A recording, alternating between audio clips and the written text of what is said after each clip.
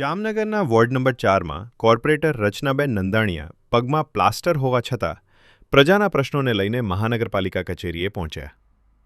છેલ્લા 3 મહિનાથી રજૂઆત છતાં પાણી, રસ્તા અને દિવાલના કામ શરૂ ન થતાં તેમણે તંત્ર સામે નારાજગી વ્યક્ત કરી. હાથણી ગામમાં ધોરણ 10 અને 12ના વિદ્યાર્થીઓને ચાલવા યોગ્ય રસ્તો ન હોવાથી મુશ્કેલી વધી છે.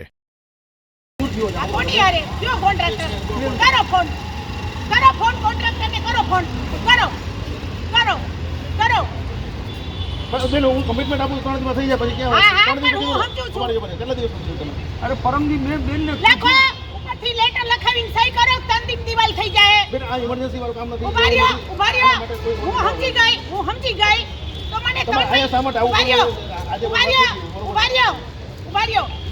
એક દિવાલનો લેટર લખી તો એ દિવાલ રોજ બરોજની હોય, પબ્લિકના ટેક્સના પૈસાની હોય. ઉભા રહ્યો સાહેબ, પબ્લિકના ટેક્સના પૈસા ભરાતા હોય, રોજ બરોજના કામમાં મંજૂર થતી હોય. એ કામ કેટલા ટાઈમમાં મંજૂર થાય? બેન આ ઇમરજન્સીના કામ ન હોય, એ રૂટીનમાં થતા હોય. અરે હું સમજુ છું. ઇમરજન્સી કોને કહેવાય? ઇમરજન્સી આને કહેવાય. આ પડી પાટા બાંધો. તમારે આવું પડે. હું એમ જ કહું છું, પણ કેટલા ટાઈમમાં થવું જોઈએ હું એમ કહું છું. એમ તો આપણો લેટર આવ્યો 3 મહિના. પણ મારી ઇમરજન્સી નથી. લેટર લખ્યો કેટલા 3 ટાઈમમાં? મહિના થયા છે. 4 મહિના પણ આરસી જે મંજૂર થાય અત્યારે કયો છે 6 મહિનાથી કોઈ આવક મળ્યો તો બરોબર. એ અલગ હોટલમાં કરવું હોય તો મારે આવશે બરોબર. કોઈ પ્રશ્ન આવે તમે ઉભા રહ્યો. મારો નંબર કાઢો.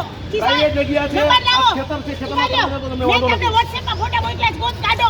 બેન મેં તમને WhatsApp માં પૂજા ફોટા પોઈન્ટ વાત મોકલ્યા કરવાની બેન તો મને મજા આવે. બાકી મારચા સ્વાડ્યો. પોઈન્ટ ને ભાગો છો કા? સીધી જ વાત કરું છું ભાઈ, સીધી જ વાત કરું છું. મીઠા ભાઈઓ લાવો ચશ્મા. ખાનગી ખેતરમાં કોઈ નાખવા દેતો હોય તો કામ કરવા મને વાંધો નથી. ખેતરમાં નહીં, બરોબર છે. નદી પછી જગ્યા જ્યાં ભૂગર્ભની લાઈન લીકેજ છે અને અહીંયા હમણાં પાણીનું ટેન્કર ખૂંચી ગયું. ગાયત્રી ચોકવાળું જલારામ બધું લેટરમાં લખતા વાંચેલા છો ને, ભણેલા એન્જિનિયર છો ને, તો લખ્યું છે ને બધું. મેં બધું લખ્યું છે ને હે કે ક્યુ જલારામ અને ક્યુ ખડખડ નગર. સાંભળો સાહેબ, સાહેબ પગાર કોણ આપે? પબ્લિક આપે છે.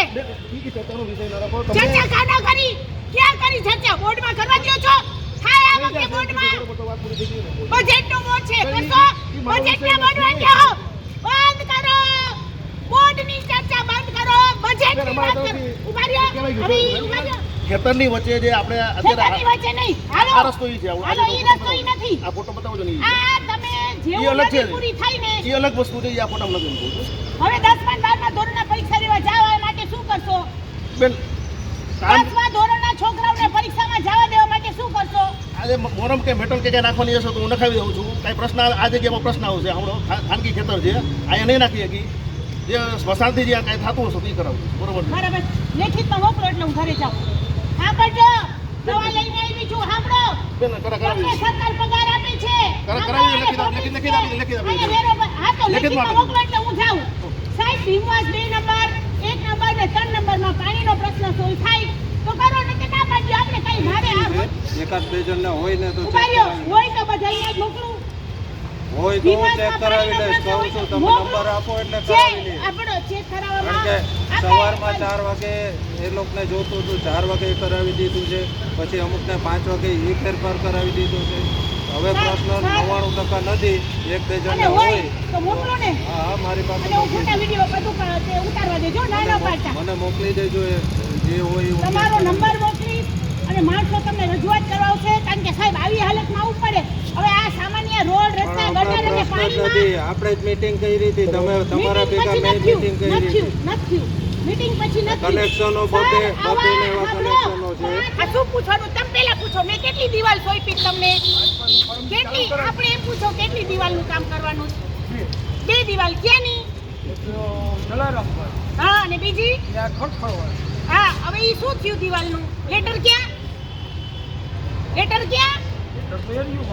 અલે આવો સાહેબ. કરે ઉભા રહ્યો સાહેબ. તમને ખબર છે સાહેબ ટૂંકું શેનું કરું? શેનું ટૂંકું કરું? એ કરવા માટે લેટર સહી થઈ ગયો જ.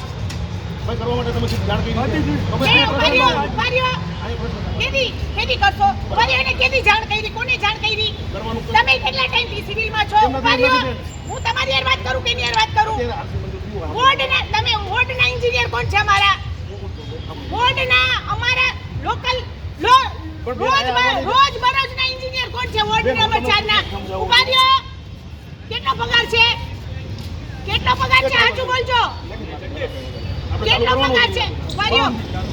આપણો તમે કેટલા મહિના થયા? 3 મહિનાથી તમને કીધું. 3 મહિના મેં 6 મહિના જો કોઈ પણ વસ્તુ હોય ને આરસી આ કોઈ ઇમરજન્સી કામ નો કહેવાય. માની લો કે આ દિવાલોને 2 ફૂટ ઊંચી કરવાની હોય તો ઉભા રહ્યો. આરસી હમણાં મંજૂર થયું છે. તમને તમારી હારે વાત થઈ ગઈ છે એટલે કરી દેજો બરોબર. ઉભા રહ્યો. શું કીધું એને તમને? હવે તમે કહો. હાલો. કરી દેજો. ઉભા રહ્યો. કરી દેશે ને. કોર્પોરેટર રચના મેડમ નંદાણીયા. મારા પ્રશ્ન છે મારા વોર્ડ નંબર 4 ના.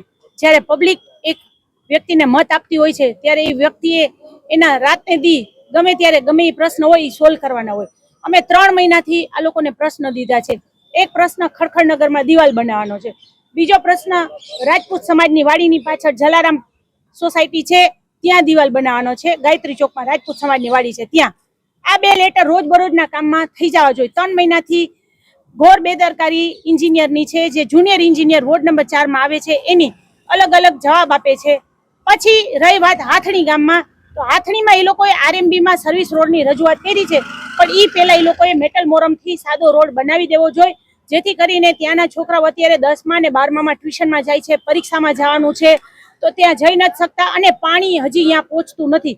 ત્યાં ટેન્કર જાતા નથી. ટેન્કર વાળો ના પાડી દે છે કે હું ટેન્કર લઈને નહીં જાઉં પાણીમાં, તો એને છોટા હાથીમાં કે છકડાથી ગમે એમ કરીને પાણી પહોંચાડવાનું કામ કોર્પોરેશનનું છે.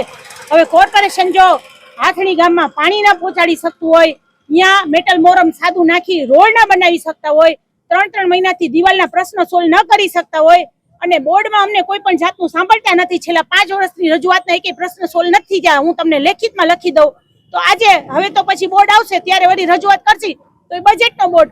એટલે મારે પબ્લિકને કેવું તો કેવું શું, એટલે ન છૂટકે આજે મારે પબ્લિક માટે રજૂઆત કરવા થઈ અને આજે અહીંયા આવું પડ્યું. આજે લેખિતમાં કહી દઈને કે 3 દીમાં કામ ચાલુ થઈ જશે એટલે હું વહી જઈશ.